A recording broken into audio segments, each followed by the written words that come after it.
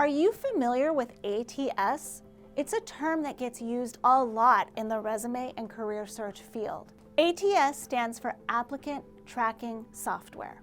These are systems that companies use to input your information into their systems.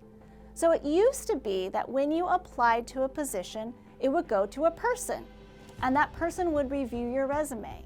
These days, that doesn't always happen. They're looking at your resume after it's been through the ATS, and then the ATS is only pulling it for keywords. So if you are applying online, this is why you need to know and care about ATS. Things to think about when you're creating an ATS resume.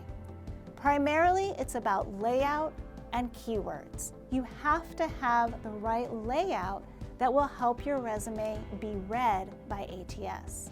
That includes not having too much excitement, let's say. You don't want to have a lot of colors, a lot of different fonts, lines, graphs, tables.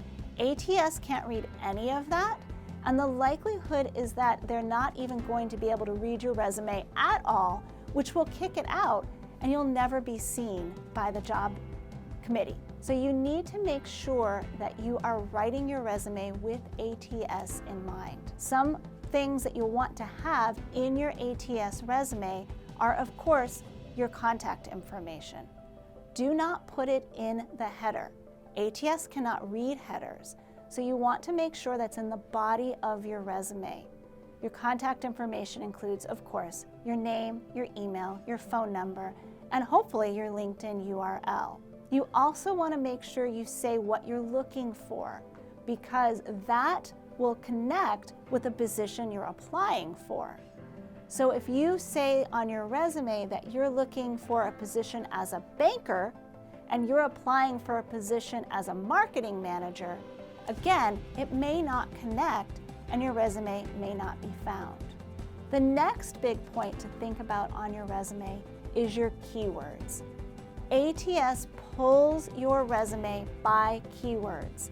And what happens on the other end is you apply, let's say, then there's an HR person who gets your resume through their ATS. They're going to type into their system the keywords that they're looking for that position. If you don't have the right keywords, your resume is not going to show up and you're lost in the black hole of resumes. So you need to make sure that you get those keywords. Where do you find those keywords? They're going to be right in the job description.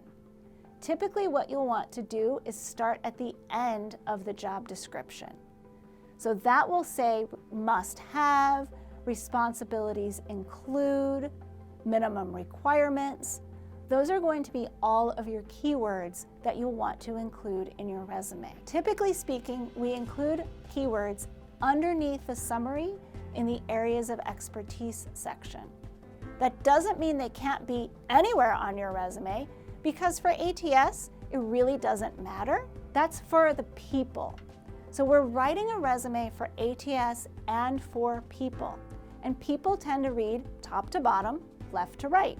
And if you put your keywords up at the top with your summary, a person will see that as kind of a snapshot of who you are and what you can provide for them. ATS, however, will read them anywhere.